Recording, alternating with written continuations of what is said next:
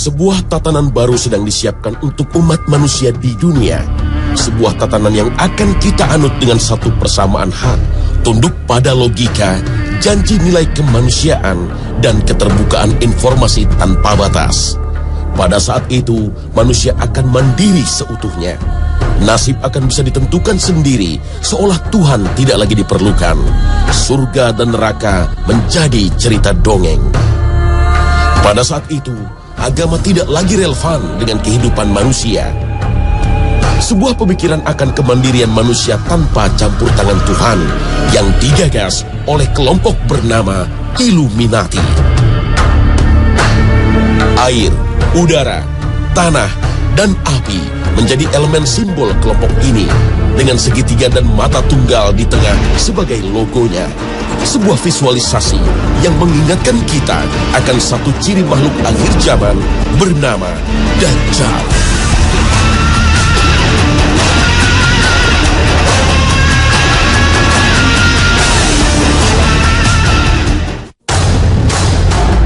Assalamualaikum warahmatullahi wabarakatuh.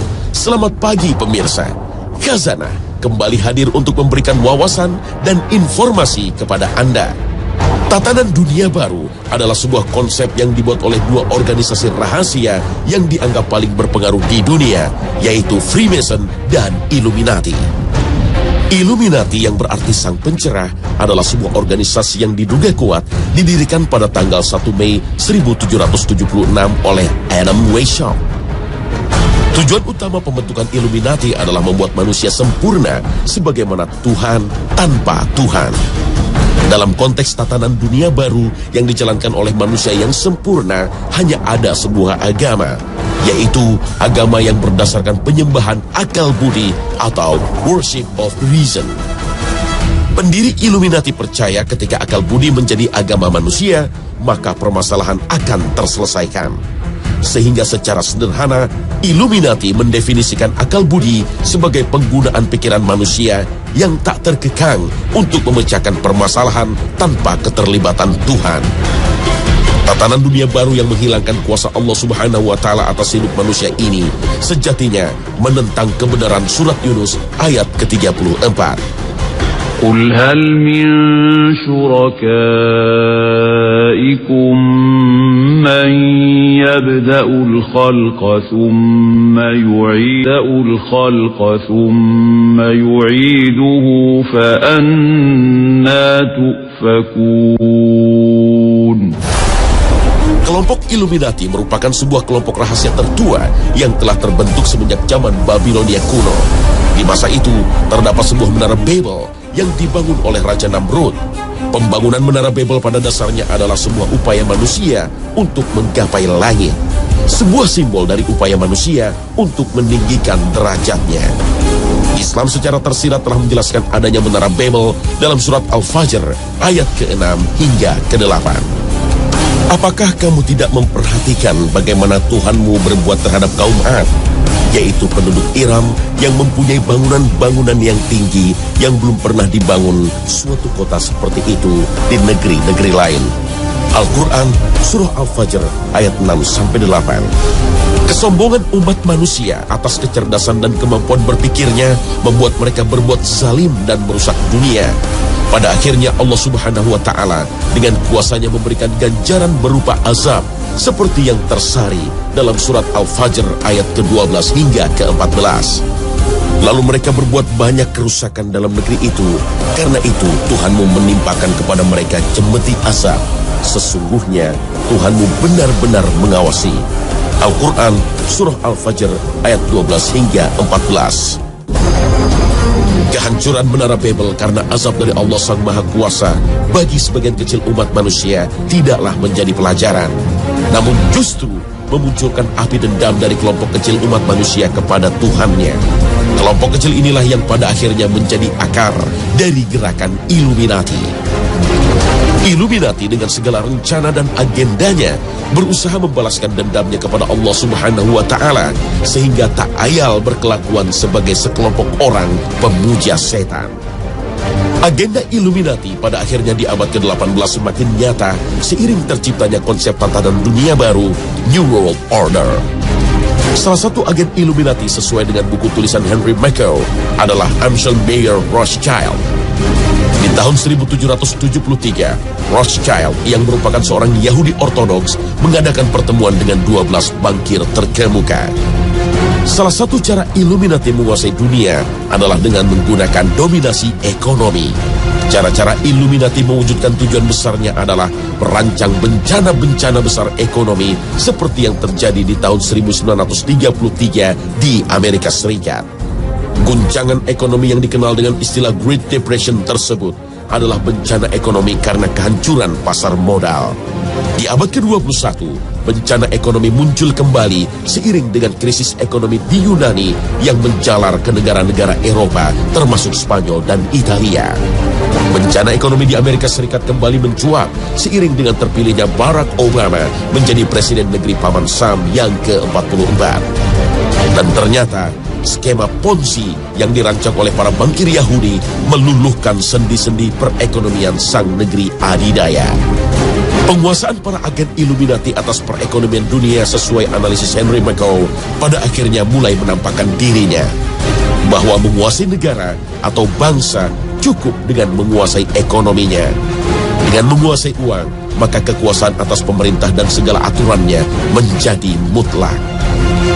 Bentuk nyata dikdayanya ekonomi terhadap kedaulatan sebuah bangsa adalah belitan hutang dari sebuah negara, termasuk negeri yang kita cintai, Indonesia. Hingga tahun anggaran 2012, Indonesia harus menanggung hutang hingga mendekati angka 2.000 triliun rupiah. Dan hingga saat ini, anggaran pendapatan dan belanja negara APBN masih mencatatkan angka defisit hingga lebih dari 150 triliun per tahunnya, yang memaksa para pengelola keuangan negara terus-menerus mengeluarkan surat hutang negara. Akankah sebuah negara mampu berdaulat dan melindungi serta mensejahterakan rakyatnya jika senantiasa dibelit hutang? Dan mengapa Indonesia harus menanggung hutang yang demikian besar? Tak lain adalah dana yang harus dikeluarkan oleh negara untuk melindungi sektor perbankan ketika krisis di tahun 1997 hingga 1998. Sekali lagi inilah bukti nyata betapa sektor ekonomi memiliki peran vital dalam keberlangsungan sebuah negara, terlebih di negara kita yang merupakan negara dengan penduduk muslim terbesar di dunia.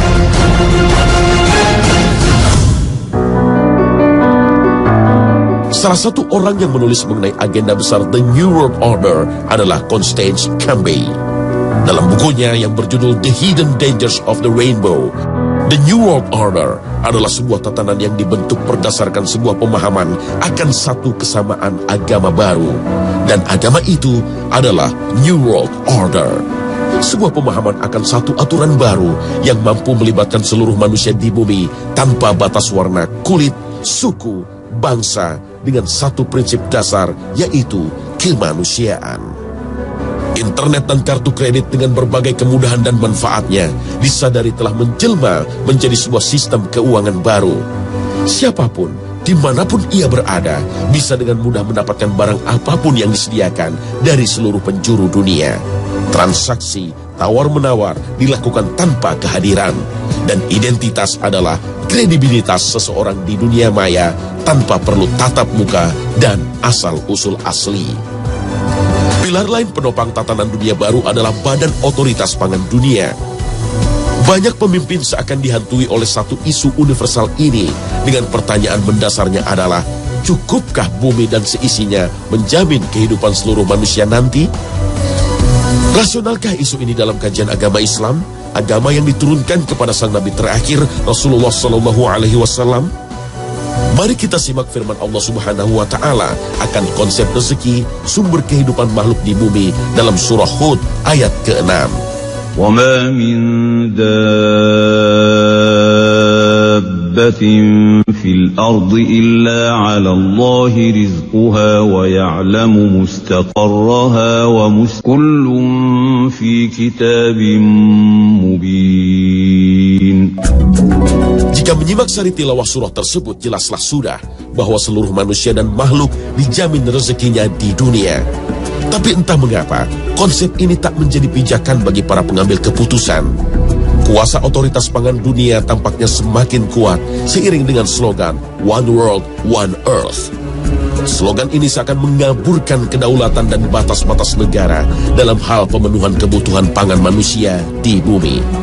Indonesia, sebuah bangsa dengan jumlah penduduk lebih dari 200 juta jiwa, merupakan salah satu negara dengan kebutuhan pangan yang terbesar di dunia. Namun, menurut Badan Pangan Dunia, FAO, Indonesia adalah salah satu negeri agraris yang tak kunjung mampu menyediakan jumlah pangannya secara mandiri.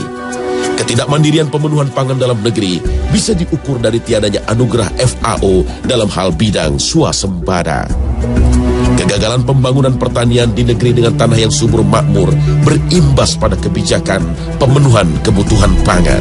Dan ternyata kekuatan dunia seakan mendominasi seiring dengan kebijakan pemerintah saat ini untuk beternak sapi di tanah Australia.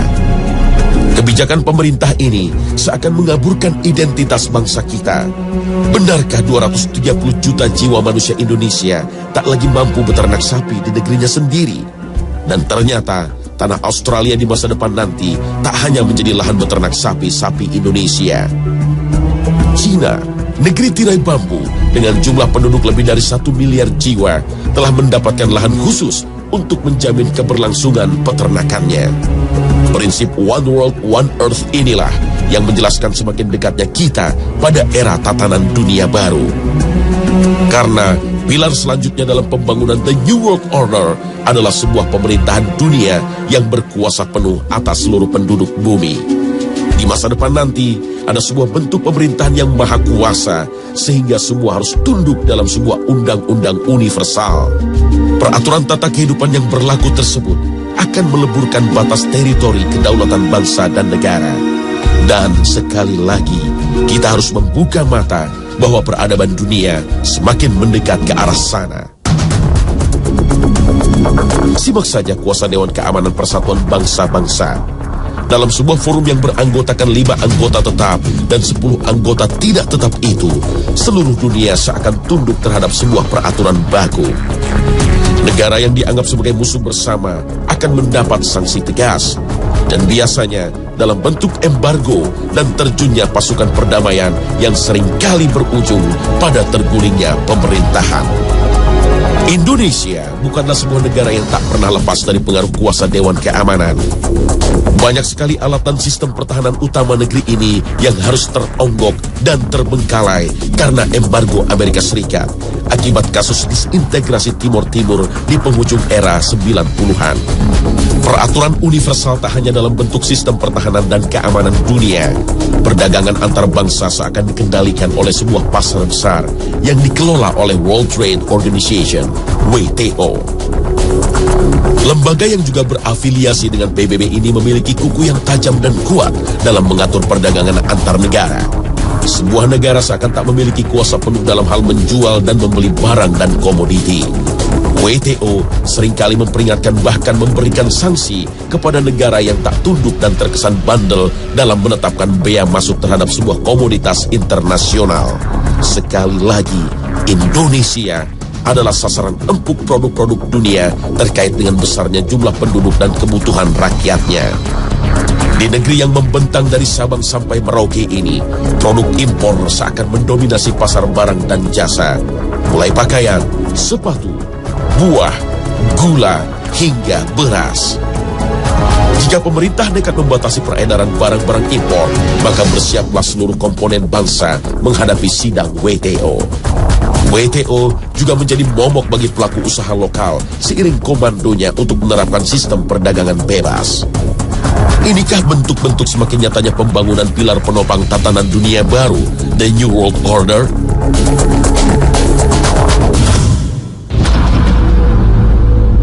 Tatanan dunia baru seperti kajian Ralph Epperson akan dipimpin seorang yang adil dan bijaksana.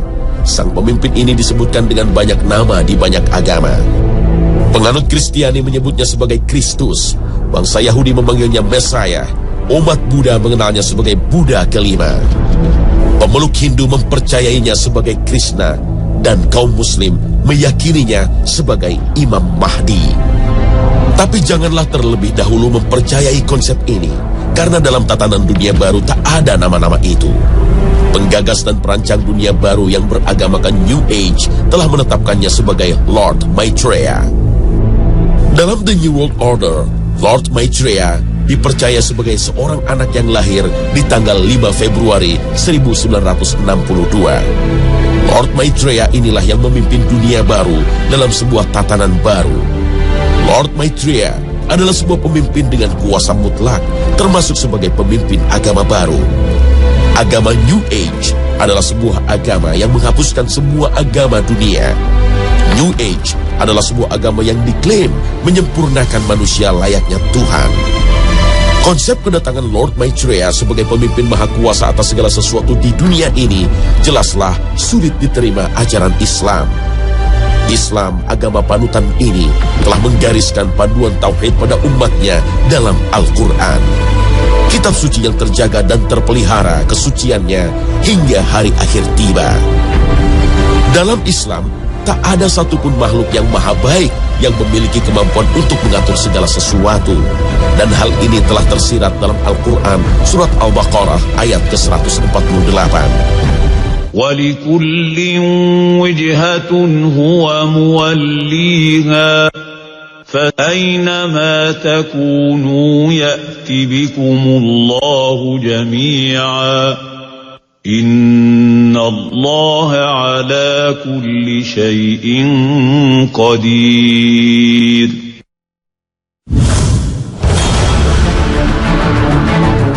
Imam Mahdi, seperti disebut dalam beberapa hadis Rasulullah SAW, disebutkan akan muncul di akhir zaman untuk membawa seluruh manusia kembali Islam. Bila tidak tersisa dari dunia kecuali 1 hari, tentu Allah akan panjangkan hari tersebut, sehingga Allah utus padanya seorang lelaki dariku atau dari keluargaku.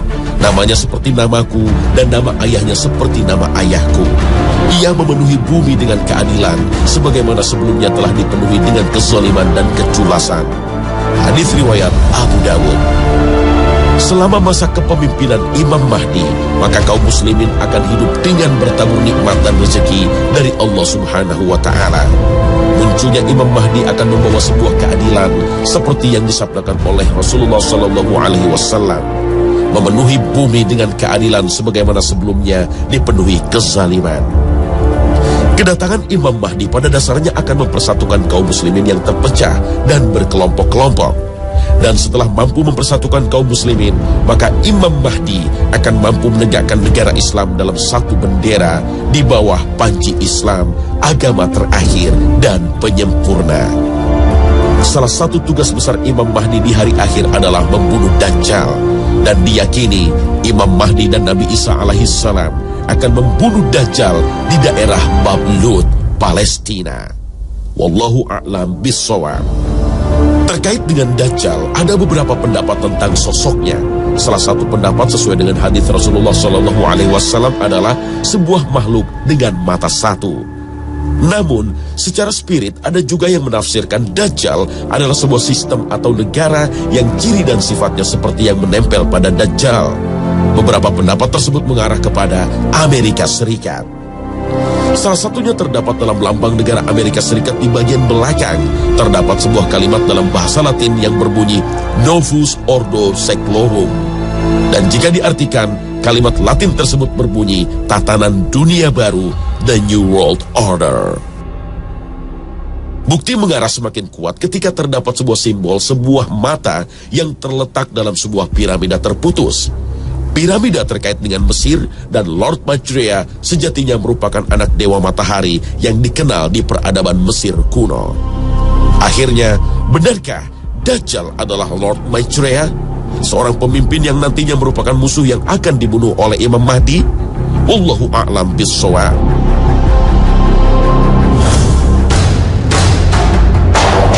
Pemirsa, agenda Illuminati yang mengusung konsep New World Order adalah cita-cita dan agenda manusia. Tetapi bukankah manusia adalah sebuah hamba yang lemah dengan segala kekurangan yang senantiasa diatur oleh Allah Subhanahu wa Ta'ala? Apapun agenda, rencana, dan tujuan umat manusia, pastilah membutuhkan kuasa Tuhan agar mampu terlaksana di dunia. Rencana manusia tidak akan berjalan tanpa kesesuaian dengan rencana Allah Ta'ala. Wa makaru wa makarallah wallahu khairul makirin. Mereka merancang, Allah juga merancang. Sesungguhnya Allah sebaik-baik perancang. Mungkin Illuminati hanyalah sebuah teori konspirasi saat ini, sebuah hal tak berbentuk dan tak terlihat, dan bisa jadi sebuah penyangkalan. Namun gerakan sejenis yang senafas toh nyata-nyata hadir di tengah kita. Sebuah ajaran anti Tuhan yang sering kita dengar dengan sebutan ateis atau pemikiran liberal yang masuk dalam tatanan masyarakat Islam yang justru mempertanyakan ajaran murni Rasulullah. Keputusasaan manusia lemah iman adalah target termudah dari ajaran Illuminati ini. Karena Allah dikatakan tidak berpihak kepada yang lemah dan miskin, dan menciptakan perbedaan serta ketidakadilan lewat garis rezeki, jodoh, dan kematian. Itulah sebuah bukti tanda akhir zaman, dan hanya kepada Allah kita mendekatkan diri.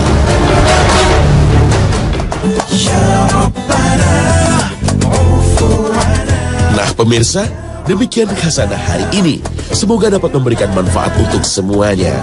Tetap saksikan Khazanah setiap Senin sampai Jumat pukul 5.30 pagi. Wassalamualaikum warahmatullahi wabarakatuh.